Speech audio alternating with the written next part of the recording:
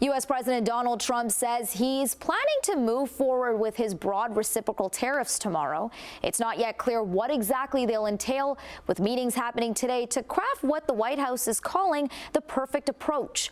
All the while, Democratic senators are pushing to pass a bill aimed at undoing the Canadian leg of the tariffs. Tessa Bennett joins us with the latest. Tessa? Manisa, on the eve of what Trump is calling Liberation Day, Senate Democrats are putting Republican support for the tariff plan to the test, forcing a vote to nullify Trump's emergency declaration holding Canadian levies in place.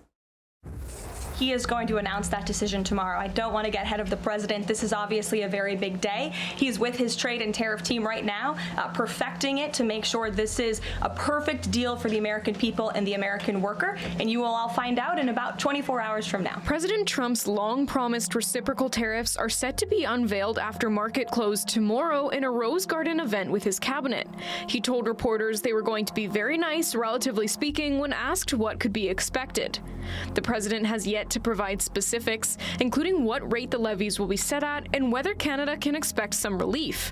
Since his return to the White House, Trump has insisted reciprocal action was needed because American trading partners had been ripping the U.S. off. According to the rules of the World Trade Organization, unilateral tariffs are discouraged and they should be used as a response. So you needed a reason, and that was perhaps the reason. It's more like an excuse. Prime Minister Mark Carney has vowed to respond to any expansion of the trade war, saying retaliatory measures would be put in place if additional duties were aimed at the country. Canada, the U.S., and Mexico had previously operated under a free trade pact drawn up in Trump's first term, but that agreement has provided Canada little protection against the harmful tariffs. And as I made clear to President Trump in our call last week, I will reject all attempts to weaken Canada.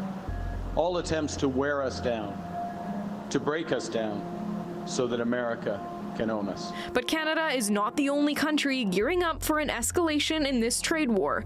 The head of the European Commission says the EU has a strong plan to retaliate. Europe did not start this confrontation.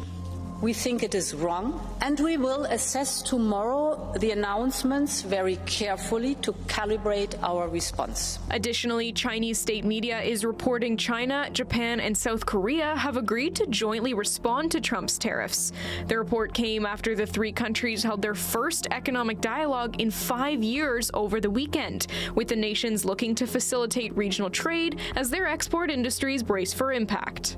Director of the University of Toronto's Mathematical Finance program, Luis Secco, says reciprocal and retaliatory tariffs are incredibly damaging to the global economy, and the U.S. will suffer. If we end up going into a situation where every country is its own, the United States is very dependent on the rest of the countries if it's only for the fact that their currency is the global currency.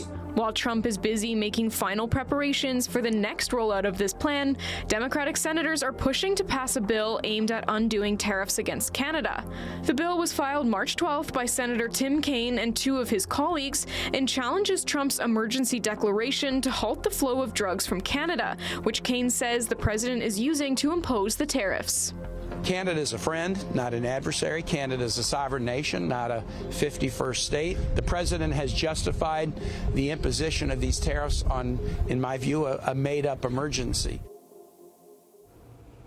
The results of the vote from Senate are expected tomorrow, the same day Trump's reciprocal tariffs will roll out. And on Thursday, the president plans to follow through on his auto tariffs as well.